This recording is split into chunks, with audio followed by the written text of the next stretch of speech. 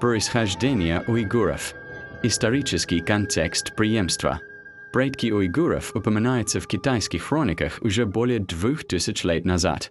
Древние китайские историки утверждают, происхождение уйгуров идет от Хунну, тех самых грозных кочевников, которых мы знаем как гунна.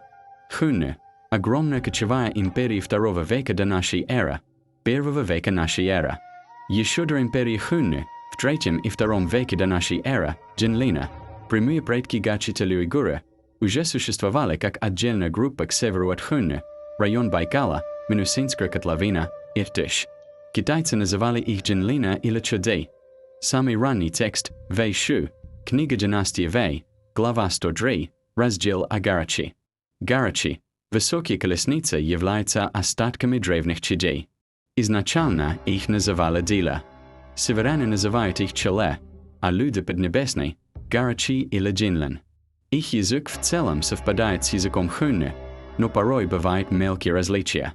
Их предки – племянники Хунну, а точнее, племянники по сестре, то есть по материнской линии Хунну.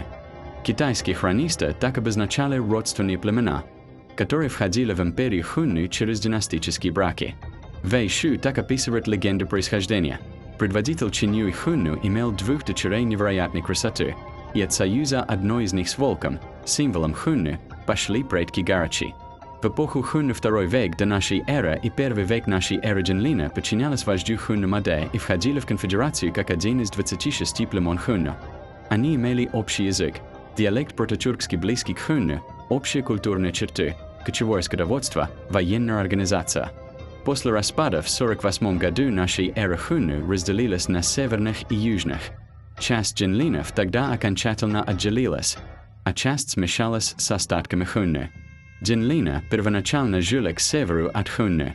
Вэй Шу сообщает, они были кочевниками, разводили овец, лошадей и коров, ездили на высоких повозках с большими колесами, отсюда и название гаочэ.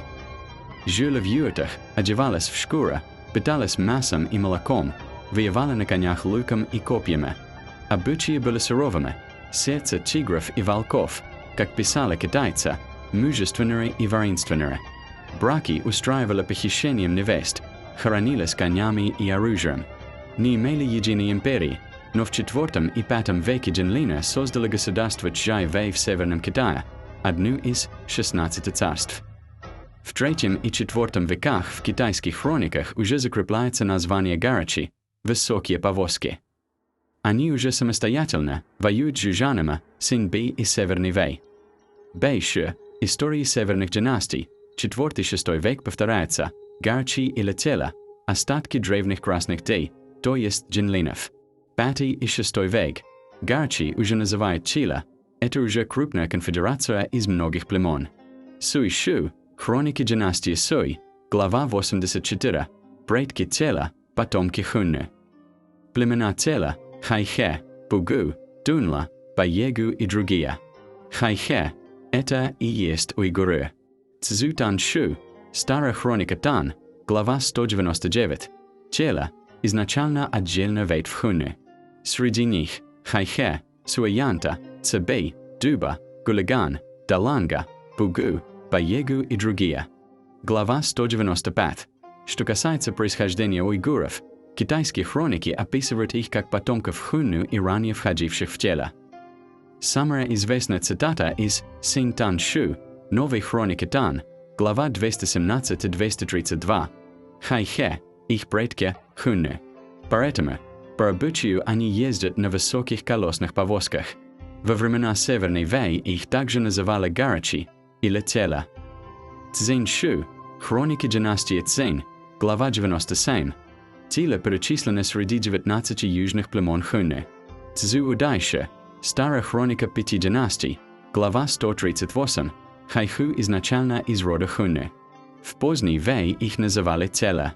В VI веке Теле объединились в конфедерацию, предшествовавшую уйгурскому каганату. Китайские хроники на протяжении 500 лет, от династии Вэй до Тан и 5 династий, последовательно проводят одну потомственную линию – Хунну, Динлина, чилэ, Теле, гаочэ, Хуйхэ, уйгуры. Язык похож на Хунну, обычаи похожи, военная организация подобна, Общие мифы и тотема и прямые утверждения всех китайских хроник, уйгуры, их предки Хунну, Хуйхэ, потомки Хунну, Теле, ветвь Хунну, не оставляет сомнений в древнем происхождении уйгуров.